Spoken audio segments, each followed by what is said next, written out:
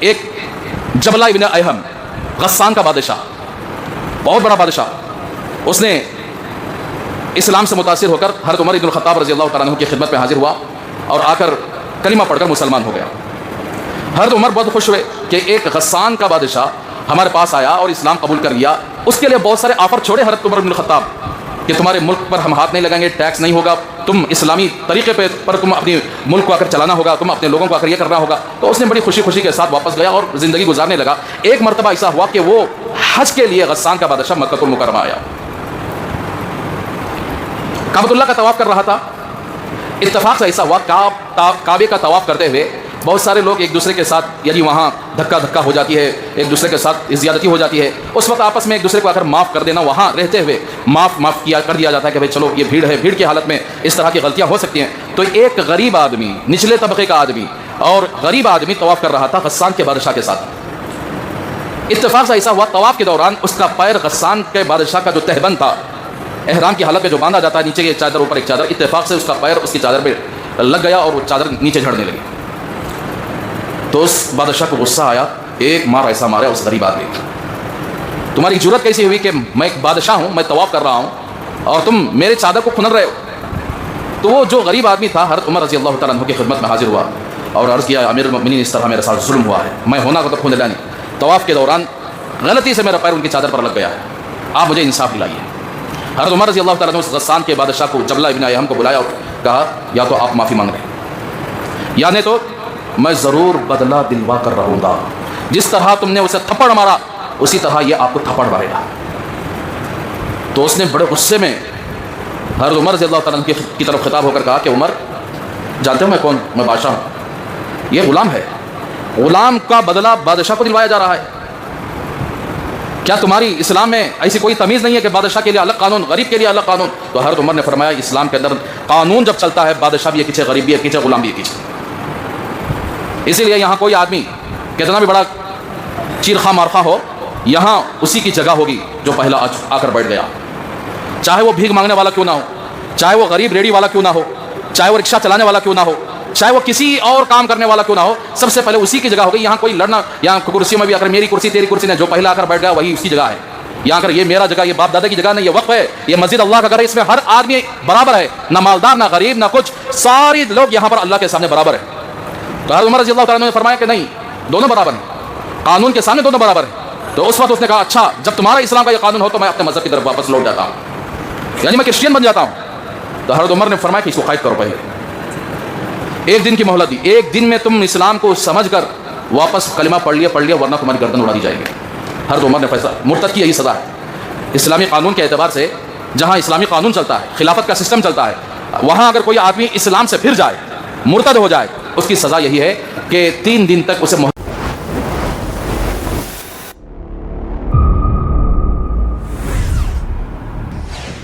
اس سے پہلے جیسے ہی محرم الحرام کا مہینہ شروع ہوتا ہے، پہلی تاریخ کو 4 خلفاء میں سے دوسرے خلیفہ حضرت عمر بن الخطاب رضی اللہ تعالیٰ عنہ کو شہید کر دیا گیا۔ اس کے اندر اس مہینے کی پہلی تاریخ کو آپ وفات پائے، شہید ہوئے۔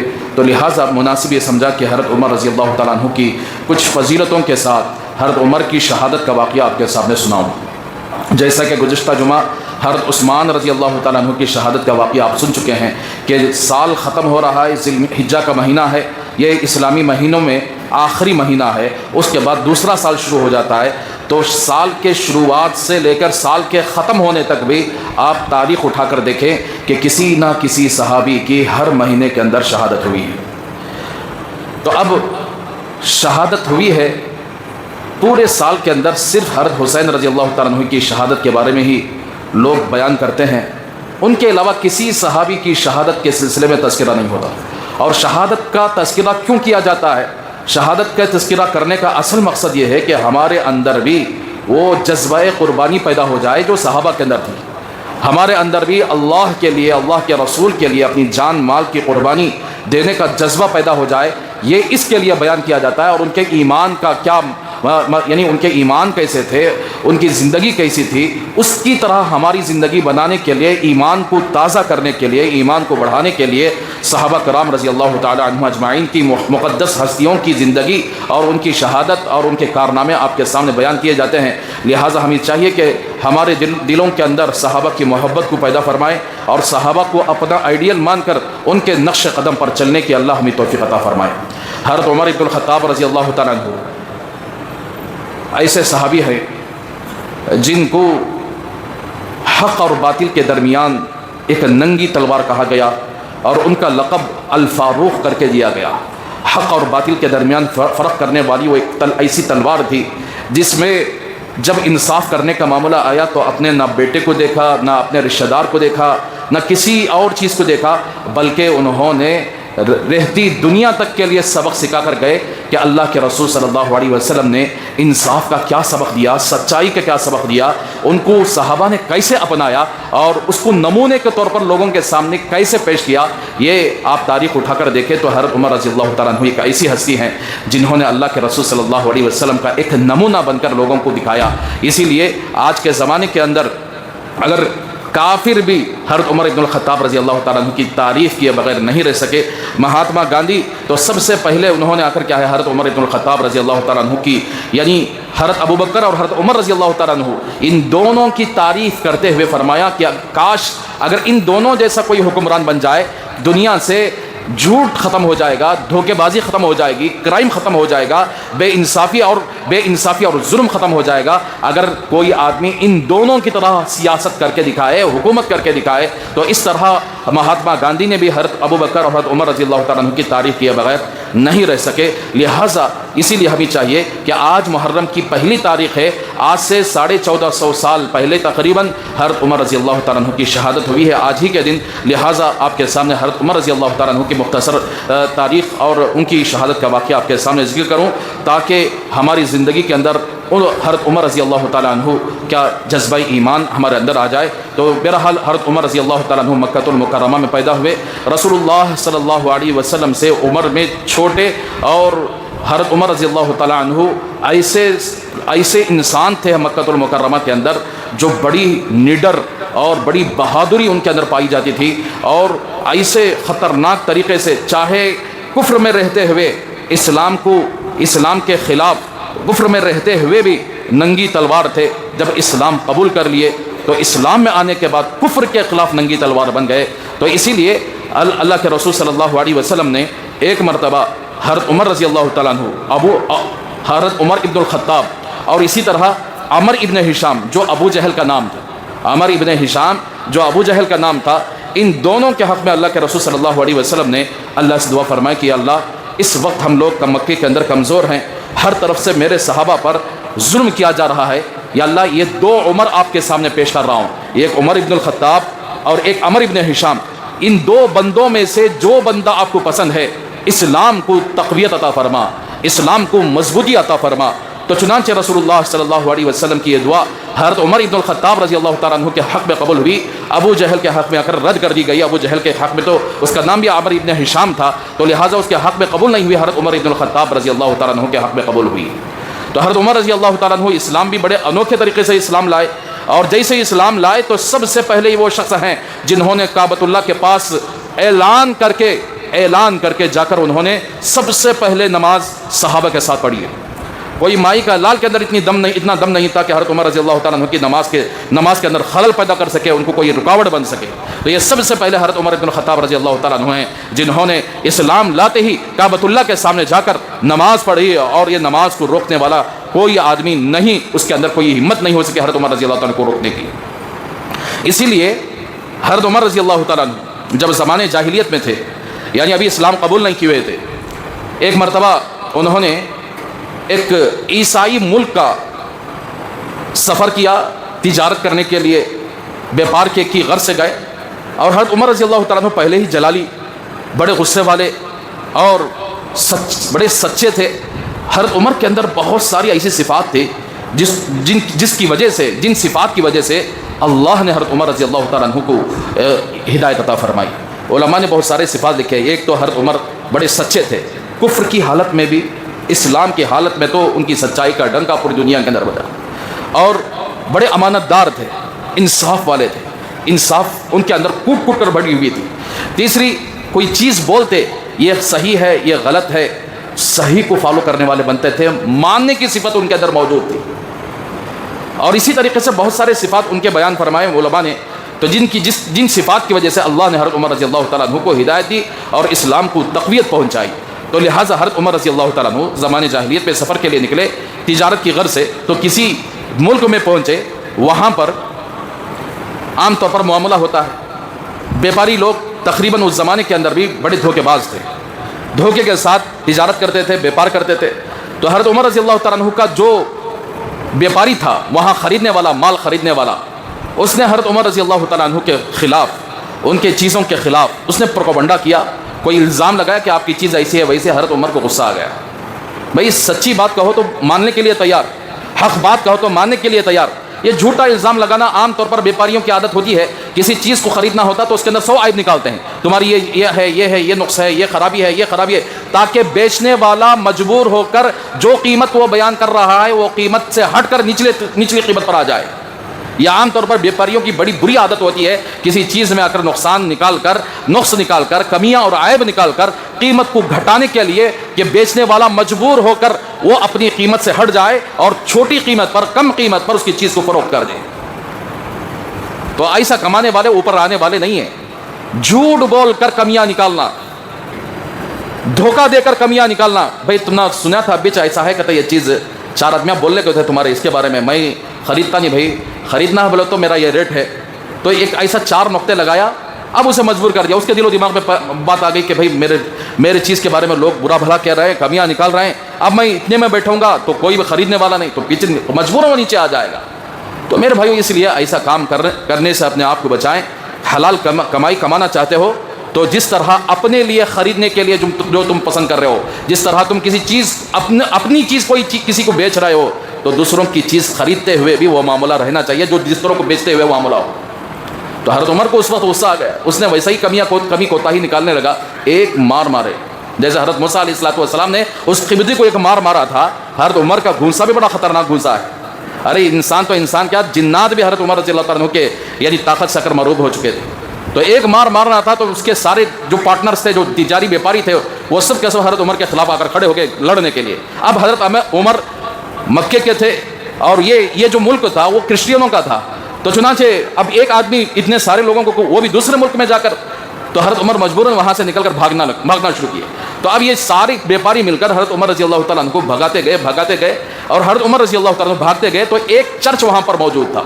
وہ چرچ کا ایک پادری باہر دیکھا کہ ایک آدمی بھاگ رہا ہے، اس کے پیچھے بہت سارے لوگ بھگا رہے، تو اس نے کیا کیا، ایک چادر لمبی اس طرح کر کے حضرت عمر کو اپنی چادر میں لپیٹ کر اپنی چرچ کے اندر لے کے چلا گیا۔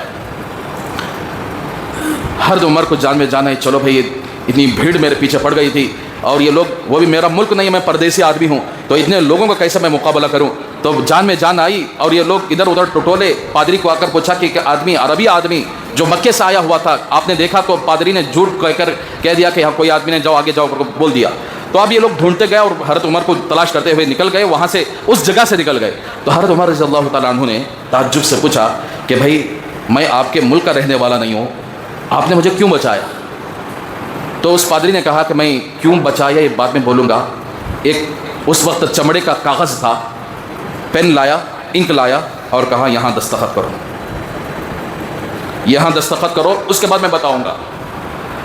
جیسا کہ آج کل کے پولیس والے بولتے نہیں، کسی کو پھنسانا ہے بولے تو خالی پیپر لا کو فرسٹ دستخط کرا لیتے ہیں، پھر اپنے حساب سے میٹر جوڑ کر اس کے اوپر کیس لگا دیتے ہیں۔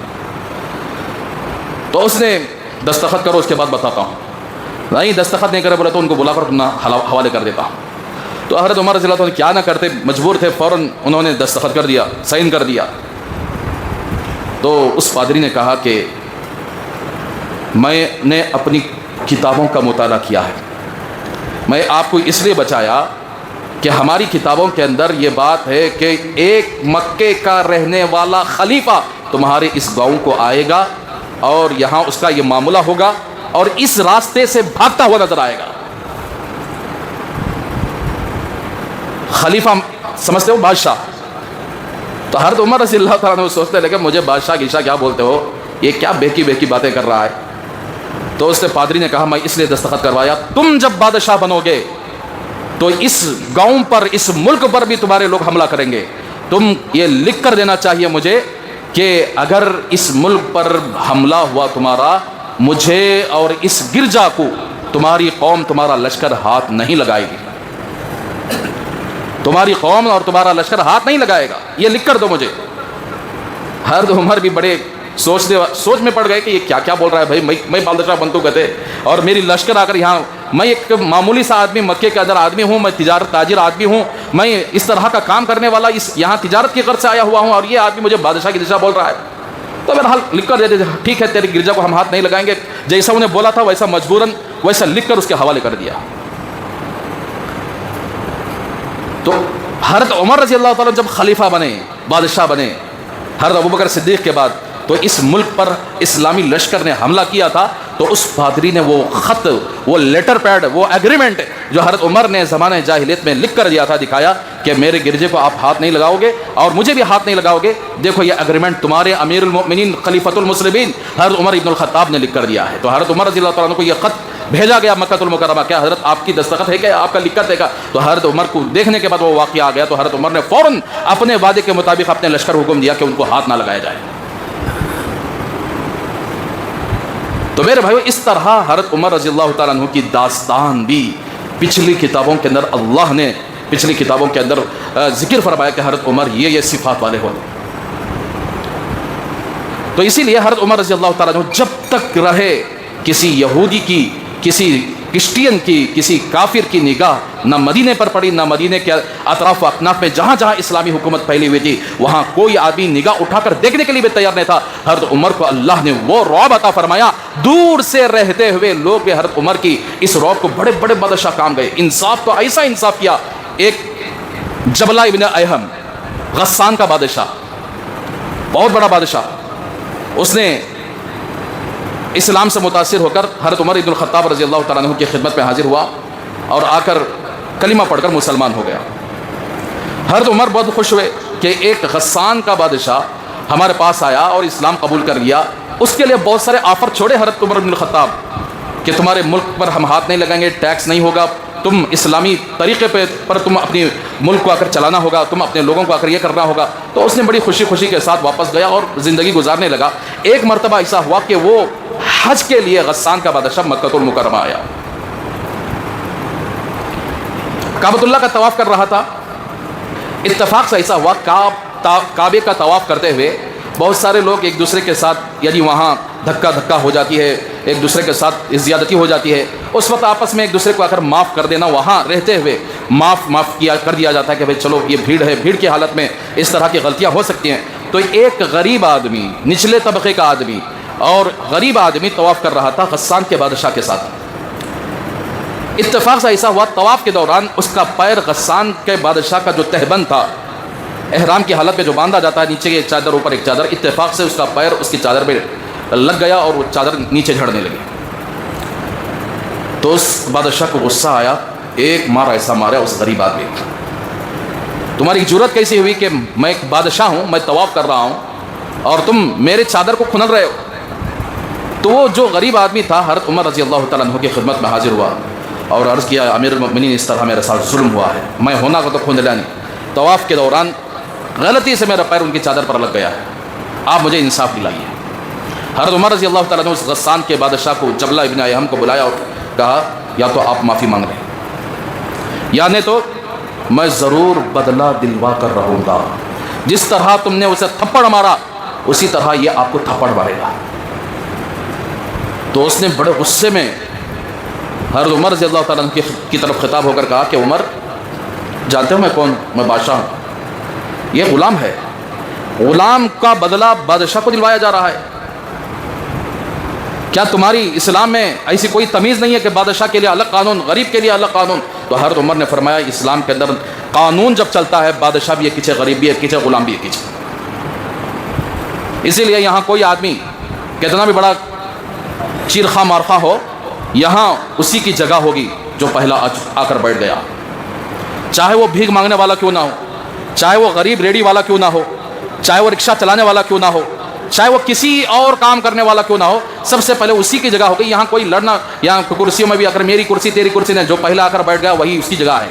یہاں کر یہ میرا جگہ، یہ باپ دادا کی جگہ نہیں، یہ وقف ہے، یہ مسجد اللہ کا گھر ہے. اس میں ہر آدمی برابر ہے، نہ مالدار نہ غریب نہ کچھ، سارے لوگ یہاں پر اللہ کے سامنے برابر ہیں. تو حضرت عمر رضی اللہ تعالیٰ نے فرمایا کہ نہیں، دونوں برابر ہیں، قانون کے سامنے دونوں برابر ہیں. تو اس وقت اس نے کہا اچھا جب تمہارا اسلام کا یہ قانون ہو تو میں اپنے مذہب کی طرف واپس لوٹ جاتا ہوں، یعنی میں کرسچین بن جاتا ہوں. تو حضرت عمر نے فرمایا کہ اس کو قید کرو، پہلے ایک دن کی مہلت دی، ایک دن میں تم اسلام کو سمجھ کر واپس کلمہ پڑھ لیا ورنہ تمہاری گردن اڑا دی جائے گی. حضرت عمر نے فیصلہ، مرتد کی یہی سزا ہے. اسلامی قانون کے اعتبار سے جہاں اسلامی قانون چلتا ہے، خلافت کا سسٹم چلتا ہے، وہاں اگر کوئی آدمی اسلام سے پھر جائے، مرتد ہو جائے، اس کی سزا یہی ہے کہ 3 دن تک اسے مہلت دی جائے گی، اس کو سمجھایا جائے گا، اس کے شک و شبہات دور کیے جائیں گے. 3 دن بھی اگر اس نے اسلام قبول نہیں کیا، چاہے جو پہلے مسلمان تھا پھر جا کر کفر میں چلا گیا یا عیسائی بن گیا یا کوئی اور مذہب کا بن گیا، تو اس کی سزا یہی ہے کہ اس کی گردن اڑا دی جائے گی.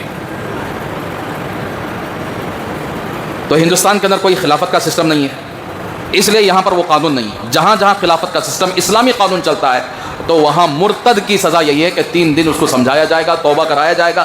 اگر وہ توبہ کے لیے راضی ہو جاتا ہے تو اس کو چھوڑ دیا جائے گا، اگر راضی نہیں ہوتا ہے تو اس کی گردن اڑا دی جائے گی.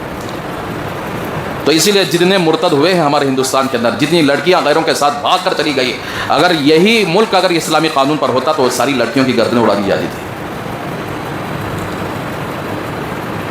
کافروں کے ساتھ تھے اللہ کے رسول صلی اللہ علیہ وسلم، یہودیوں کے ساتھ تھے، ان کے ساتھ یہ نہیں، ان کی گردن نہیں. وہ تو پہلے سے کافر ہے، وہ پہلے سے یہودی ہے، وہ پہلے سے عیسائی اور کرسچین ہے. لیکن جو بندہ مسلمان بن کر واپس کفر میں چلا جاتا ہے، مسلمان ہو کر واپس میں کفر میں چلا جاتا ہے، تو اس کے لیے اسلام نے یہ خطرناک سزا نافذ کی ہے. تو اسے بند کر دیا گیا تھا. بادشاہ تھا نا، بڑا مکار اور عیاش بادشاہ تھا، اس کے تکبر نے اس کے اسلام کو چھین لیا، اس کے گھمنڈ نے اس کے اسلام کو چھین لیا. اس لیے میرے بھائیو، نیک بن کر اپنے نیکی پر گھمنڈ نہ کرو، کہیں ایسا نہ ہو کہ تمہاری گھمنڈ کی وجہ سے تمہاری نیکی برباد ہو جائے گی. میں فلاں نیک آدمی، فلاں آدمی گنہگار آدمی، فلاں ایسا، یہ تصور نہ کرو. اللہ کے سامنے یہ تصور کرو کہ میں بھی گنہگار ہوں. گنہگار کو حقیر نگاہ سے نہ دیکھو، بلکہ گناہ کو حقیر نگاہ سے دیکھو، گنہگار کو نہیں ہے. شراب پینے والا شراب پیتا ہے، شراب کو حقیر سمجھو، گناہ سمجھو، لیکن شرابی کو یہ نہ سمجھو کہ یہ میرے سے بھی بدتر آدمی ہے. تو اس لیے اسلام کے اندر یہ اجازت نہیں ہے. تو حضرت عمر رضی اللہ تعالیٰ نے 1 دن کا ٹائم دیے تھے. اس نے راتوں رات کیا کیا، وہاں سے کسی بھی طرح دھوکہ دے کر بھاگ گیا اور جا کر ہرقل بادشاہ کے پاس جا کر رہ گیا. اگر وہ مدینہ منورہ کے اندر ہوتا تو اس کی گردن اڑ جاتی تھی. تو اس طرح حضرت عمر رضی اللہ تعالیٰ عنہ انصاف کے معاملے میں بڑے خطرناک تھے. نہ بادشاہ کو دیکھا نہ غلام کو دیکھا، سب کے ساتھ انہوں نے انصاف کیا. تو بہرحال حضرت عمر رضی اللہ تعالیٰ عنہ 10.5 سال تک انہوں نے حکومت کی. 22 لاکھ مربع زمین کو انہوں نے اسلام کے ہاتھ میں کر دیا. 22 لاکھ مربع زمین، جس پر 2 لاکھ مربع زمین حضرت عمر رضی اللہ تعالیٰ عنہ کے قبضے میں آ چکی تھی. سادگی کے ساتھ زندگی گزارے، تقوی والے تھے، اللہ سے انتہائی ڈرنے والے. اگر حضرت عمر کے واقعات سناتا جاؤں تو کئی جبہ لگ جائیں گے. کتنے واقعات ہیں اللہ کے ڈرنے کے حضرت عمر کے، اللہ اکبر. اتنا اللہ کے سامنے بچے سے بھی زیادہ عاجز بن کر اللہ کے سامنے رونے والے. کبھی ایسا ہوتا تو آپ کی داڑھی رو رو کر تر ہو جاتی تھی. تو بہرحال ایک مرتبہ یہ ہے حضرت عمر رضی اللہ تعالیٰ عنہ جنہوں نے ایسے نظام کو قائم کیا. سب سے پہلے تراویح جماعت کے ساتھ شروع کرنے والے حضرت عمر رضی اللہ تعالیٰ عنہ، 20 رکعت تراویح. اور سب سے پہلے فوج بنانے والے، فوجی دستہ، فوج میں لوگوں کو شامل کرنے کے لیے آفر دینے والے حضرت عمر رضی اللہ تعالیٰ عنہ. اور سب سے پہلے امیر المؤمنین کا جن کو لقب دیا گیا وہ حضرت عمر رضی اللہ تعالیٰ عنہ کو دیا گیا. سب سے پہلے یعنی بیت المال کے نظام کو عام کرنے والے حضرت امیر المؤمنین حضرت عمر ابن الخطاب رضی اللہ تعالیٰ عنہ. ایسے حضرت عمر نے بے شمار کام. قرآن کو پہلے ایسا جمع شدہ قرآن نہیں تھا جو ہماری کتاب کی شکل میں، ایسا نہیں تھا.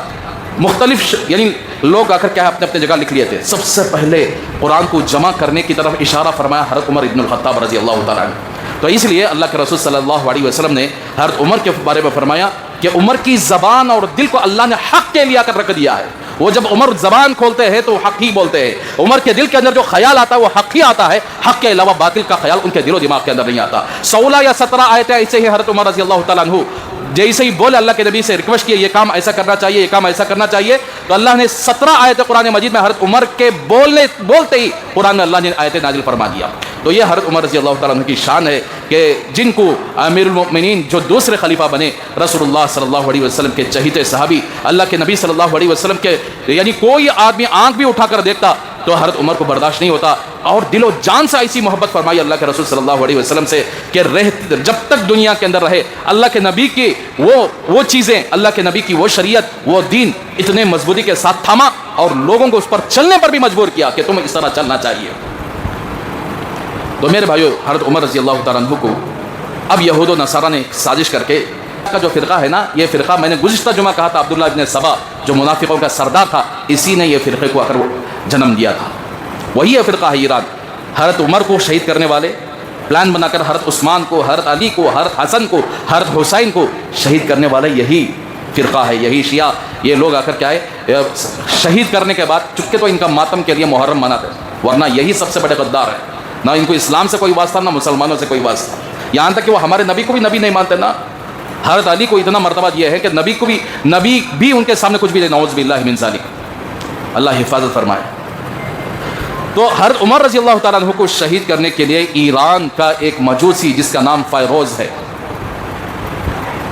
اس کا لقب تھا ابو لولو، مجوسی، آگ کی پوجا کرنے والا، اس سے تیار کیے. حضرت عمر رضی اللہ تعالیٰ عنہ نے بڑے دل کے ساتھ اللہ سے دعا کی تھی، یا اللہ مجھے تیرے راستے میں شہادت نصیب فرما. کیسی شہادت؟ تیرے حبیب کے شہر میں شہادت ہونا چاہیے، باہر نہیں، یعنی مدینہ منورہ کے اندر شہادت نصیب کر، تیرے راستے میں شہید کر. تو حضرت عمر کی یہ دعا اللہ نے قبول کیا، اور 27 بسپر 7 ذی الحجہ کو حضرت عمر نماز پڑھانے کے لیے مسجد نبوی میں آئے. تو ابو لولو جو مجوسی تھا، حضرت مغیرہ ابن شعبہ رضی اللہ عنہ کا غلام تھا، ایک صحابی کا غلام تھا. اس نے ایک خنجر لے کر آیا، حضرت عمر کے بالکل پیچھے میں کھڑا ہو گیا. حضرت عمر نے فجر کی نماز کو صف باندھنے کے لیے کہا، صف باندھی گئی. تو اس نے کیا کیا، جیسے حضرت عمر اللہ اکبر تکبیر کہہ کر یعنی نماز پڑھانا شروع کیے، تو اس نے اپنا خنجر نکال کر یہاں پیچھے سے وار کیا. 2-3 بار ایسا کیا کہ خنجر پیچھے سے جا کر باہر کی طرف آ گیا تھا، ایک دم سوراخ بن گیا تھا. تو اس حالت میں حضرت عمر رضی اللہ تعالیٰ عنہ نے فوراً مصلے سے ہٹے، عبد الرحمن ابن عوف رضی اللہ تعالیٰ عنہ کو آگے بڑھائے، اور اسی حالت میں، زخمی حالت میں نماز کو ختم کیا. صحابہ نے اس کو پکڑنے کی کوشش کی تو اس نے بہت سارے صحابہ کو اس خنجر کے ذریعے سے زخمی بھی کر دیا. پھر بھی اس کے بعد ایک صحابی نے کیا کیا، اپنی چادر کو لپیٹ کر اسے یعنی قبضہ کر لیا. تو اس نے کیا کیا، اسی خنجر سے اپنے گلے کو کاٹ کر وہیں پر اس نے اپنی موت کے گھاٹ اتار لیا، تاکہ سازش کا پتہ نہ چلے کہ کون کس کے اشارے پر یہ حضرت عمر کو قتل کرنے کے لیے آیا تھا. اور اسی لیے آج کل ویسا ہی ہوتا ہے، کسی بڑے آدمی کو مارنا ہوتا ہے تو ایسے آدمی کو تیار کرتے ہیں کہ ثبوت نہ مل پائے. تو اب یہ آدمی اسی طرح کیا، اپنا ہی خنجر بھوگ کر وہ ختم ہو گیا. تو حضرت عمر رضی اللہ تعالیٰ عنہ نے سب سے پہلے نماز ختم ہوئی، یہ اس حالت میں بھی نماز کو نہیں توڑا. مسلمانوں، ہم فجر کی نماز آسانی سے چھوڑ دیتے ہیں. کام ہے بولے تو نماز کا خیال اس نہیں، کام نہیں ہے تو بیکار ہے تو نماز پڑھتے تو ہمارے عدم ویسے ہی. لیکن کل قیامت کے دن ہمیں بولتے رہیں گے، اللہ کرے کہ ہدایت ہم سب کو مل جائے، بولتے رہیں گے آپ کے دل و دماغ کے اندر نماز جیسی عظیم نعمت، اس کو اللہ کے سامنے کھڑا ہونا، سجدے کرنا، اگر اس کی محبت آ گئی اور اللہ نے ہدایت دی تو پھر اللہ تبارک و تعالیٰ وہ خوش نصیب آدمی ہے جس بندے کو نماز پڑھنے کی ہدایت دے دی گئی، اور وہ بد نصیب آدمی ہے جس کو ہدایت نہیں دی جاتی. ہدایت کیوں نہیں دی جاتی؟ بعض گناہوں کی وجہ سے. اس کے ایسے گناہ رہتے ہیں جس کی وجہ سے اللہ اپنے سامنے سجدہ کرانا بھی نہیں چاہتے. اس لیے اللہ سے توبہ کرو، نماز کی توفیق نہیں مل رہی ہے، صدقہ نکالو، اللہ سے دعا کرو کہ اللہ مجھے نماز کی توفیق مل جائے. میں جس گناہوں کی وجہ سے مجھے توفیق چھینی جا رہی ہے، یا اللہ اس گناہ سے میں توبہ کرتا ہوں، مجھے نماز کی توفیق مل جائے. تو صحابہ نے ایسی حالت میں بھی نماز کو نہیں چھوڑا، نماز خوب مکمل کیا. تو حضرت عمر نے جیسے ہی صحابہ ہوشیار ہوئے، پوچھا کہ حضرت عمر نے مجھے شہید کرنے والا، مجھے مارنے والا کون تھا؟ تو صحابہ نے عرض کیا، امیر المؤمنین یہ تو مجوسی آدمی، ایرانی آدمی ہے. اچھا، اللہ کا شکر ہے کہ مجھے کلمہ پڑھنے والا نے مجھے حملہ نہیں کیا، میں اللہ کا شکر ادا کرتا ہوں. 3 دن تک حضرت عمر زندہ رہے، 3 دن تک. بسپر 7 ذی الحجہ کو یہ فجر کے دن واقعہ پیش آیا. اور اس سے پہلے یعنی شہادت سے پہلے حضرت عمر نے ایک خواب دیکھا کہ ایک لال مرغا آپ کے جسم پر 3 ٹھونگے مارا. جمعے کے دن تھا, ممبر پر چڑھ کر اپنا خواب کا تذکرہ کیا تو اسماء بنت عمیس رضی اللہ تعالیٰ عنہ ایک صحابی رسول ہیں, انہوں نے اس کی تعبیر یہ دی, امیر المؤمنین ایک مجوسی آدمی آپ کو قتل کر دے گا, آپ کو شہید کر دے گا. جمعہ میں اگر خطبہ دیے تھے, 4 جمعے کے دن یہ واقعہ پیش ہوا 27 ذی الحجہ کو. تو چنانچہ بہت سارے حکیم آئے, ڈاکٹرز آئے, اور کسی نے امید ظاہر کی کہ انشاءاللہ اچھے ہو جائیں گے, کسی نے کہا کہ نہیں آپ کا یہ آخری وقت ہے. تو یہاں تک کہ ایک شربت کسی حکیم نے دیا تو آپ نے اس سے پیا تو وہ شربت آپ کے اس زخم کے جگہ سے وہاں سے نکل کر آ گیا. تو اب اس کے بعد حکیموں نے حکیم جو تھے اس وقت کہا کہ حضرت آپ کا کوئی علاج اب ہم نہیں کر سکتے, ہم عاجز ہیں. تو حضرت عمر کی وہ خواب جو دیکھے تھے اس کی تعبیر ابھی مکمل ہونے والی ہے. تو حضرت عمر سمجھ گئے کہ میری آخری حالت ہے اور میں اب دنیا سے جانے والا ہوں. تو چنانچہ حضرت عمر رضی اللہ تعالیٰ عنہ نے اپنے بیٹے کے یہاں پر سر رکھ کر لیٹے ہوئے تھے. تو اس وقت اگر ایک حضرت اپنے بیٹے سے کہا, عبداللہ میرے سر کو ذرا زمین کی طرف کر دو, میں کچھ اللہ سے مانگنا چاہ رہا ہوں. تو حضرت عبداللہ یعنی ان کے بیٹے عبداللہ نے کہا کہ ابا جان آپ کے سر کے نیچے میں تکیہ رکھ دوں گا تاکہ آپ. حضرت عمر نے فرمایا کہ نہیں, میں اسی حالت میں اپنی داڑھی سے میں اللہ کے سامنے رگڑنا چاہتا ہوں, اپنی پیشانی کو مٹی پر لگانا چاہتا ہوں تاکہ میرا اللہ مجھ پر رحم فرما دے. تو حضرت عمر رضی اللہ تعالیٰ عنہ زمین کی طرف آئے, ان کی داڑھی مبارک زمین سے لگ رہی تھی, اور فرمایا اللہ سے عرض کیا کہ اللہ میری اتنی دن کی زندگی ہے, یا اللہ آپ مجھے معاف کر دیں تو اس سے بڑی دولت میری کوئی نہیں ہوگی. تو اس سے اندازہ لگاؤ میرے بھائیو, ہم تم ایسے زندگی گزارے کہ ہمیں کوئی بخشائے گئے ہیں, ہمارے کوئی پوچھنے والا نہیں ہے. ہم مسلمان ہو کر بھی اسلام پر چلنے کے لیے تیار نہیں, دین پر چلنے کے لیے تیار نہیں. وہ امیر المؤمنین جنہوں نے پوری زندگی اللہ اور اس کے رسول کے لیے گزار دی, وہ کہہ رہے ہیں کہ اللہ مجھے معاف فرما دے, یہ بہت بڑی بات ہے. اس کے بعد حضرت عمر رضی اللہ تعالیٰ عنہ ایسے لیٹے ہوئے تھے, ایک صحابی آئے اور عرض کیا, امیر المؤمنین آپ اللہ کے چہیتے صحابی تھے اور آپ نے دنیا کے اندر اسلام کے نظام کو فلاں جگہ قائم کیا اور آپ حق اور انصاف کے ساتھ حکومت کیے. تو گویا حضرت عمر رضی اللہ تعالیٰ عنہ کو اطمینان کے لیے ڈر رہے تھے کہ میرا اللہ میرے ساتھ کیا معاملہ کرے گا, اللہ اکبر میرا مولا. تو وہ صحابی دلاسا دے کر گئے تو حضرت عمر کو اطمینان ہوا. اب وہ جا رہے تھے, ان کا چادر ہے نا, وہ صحابی کے چادر ٹخنوں سے نیچے جھڑ رہا تھا, لٹک رہا تھا. اس حالت میں بھی شریعت کی پابندی دیکھیے, حضرت عمر نے فرمایا کہ اس نوجوان کو بلاؤ. نوجوان سے فرمایا, اے نوجوان آپ کے دل کے اندر ایمان ہے, لیکن جو تمہارا یہ کام ہے نا, جو تمہاری چادر نیچے لٹک رہی ہے, اللہ اس سے ناراض ہوتے ہیں, اس لیے اپنے چادر کو ذرا اوپر کر لو. شہادت قریب ہے, موت قریب ہے, زخمی حالت میں پڑے ہوئے ہیں, لیکن اس سنت کو بھی جس کے بارے میں اللہ کے رسول نے فرمایا, جو کوئی بندہ پینٹ کو رندے, لنگی کو رندے, شرعی کو رندے, نائٹ پینٹ کو رندے, یہ ٹخنے سے نیچے لٹکائے گا وہ جہنم میں جائے گا. من جر ازارہ تحت کعبین ادخلہ اللہ النار, جس نے اپنے پینٹ کو, اپنے پائجامے کو, اپنے لنگی کو ٹخنے سے نیچے لٹکائے گا وہ جہنم میں جائے گا. یہ اللہ کے رسول صلی اللہ علیہ وسلم نے فرمایا, کما قال صلی اللہ علیہ وسلم. اس کو بھی غور کر کے اس وقت روک رہے ہیں. آج ہمارے تمہارے لوگ, کتنے لوگ مسجد میں آئے تو گویا کہ انہیں اوپر ایسا چڑھا ہوتا, سو نماز پڑھتے ہی ٹھکو نیچے. کیا یہ قانون صرف نماز پڑھنے تک ہے کہ پینٹ اگر صرف نماز کے حد تک لپٹی جائے اور نماز جیسے ختم ہو جائے جھاڑ لے کر چلے جا رہا ہے؟ یہودیوں کے قانون, یہودیوں کے آخر کیا ہے, فیشن کی طرح. تو اس پر بھی حضرت عمر رضی اللہ تعالیٰ نے غور فرما کر اس وقت یعنی کام کیا. اور اسی طریقے سے اپنے بیٹے سے فرمایا, حضرت عبداللہ ابن عباس وہاں پر موجود تھے. حضرت عبداللہ ابن عباس نے فرمایا, امیر المؤمنین آپ اللہ کے رسول پر ایمان لائے, آپ اللہ کے رسول کے کمانڈر تھے, آپ کے دنیا سے جانے کے بعد خلیفہ بنے, حق اور انصاف کے ساتھ آپ نے حکومت فرمائی, اللہ آپ سے راضی ہے, اللہ کے رسول آپ سے رضامندی کی حالت میں دنیا سے گئے. تو اس بات کو سننے کے بعد حضرت عمر رضی اللہ عنہ نے حضرت عبداللہ ابن عباس سے کہا, عبداللہ کل قیامت کی تم میری گواہی, یہ جو بولے نا میرے جو صفات بیان کرے نا, اللہ کے سامنے گواہی دو گے؟ تو حضرت عبداللہ ابن عباس نے فرمایا کہ ضرور امیر المؤمنین, میں اللہ کے سامنے کھڑا ہو کر گواہی دوں گا, آپ نے دنیا میں رہتے ہوئے کسی کے ساتھ خیانت نہیں کی, کسی کے ساتھ بے انصافی نہیں کی, آپ جب تک رہے اسلام کو مضبوط ایک تلوار بن کر رہے تھے. پھر اس کے بعد اپنے بیٹے کو فرمایا, جاؤ. اس وقت حضرت امی جان عائشہ صدیقہ رضی اللہ تعالیٰ عنہ موجود تھیں. جاؤ کہو اللہ کے رسول صلی اللہ علیہ وسلم جہاں آرام فرما رہے ہیں وہ کوئی اور کمرہ نہیں, وہ حضرت عائشہ صدیقہ رضی اللہ تعالیٰ عنہ کا گھر, آپ کا کمرہ تھا. جاؤ اجازت پوچھو. امیر المؤمنین بولو نہ کو, عمر ابن الخطاب آپ سے اجازت چاہ رہا ہے کہ میرے مر جانے کے بعد اللہ کے نبی کے پہلو میں, بازو میں مجھے دفن کی اجازت دے دیں.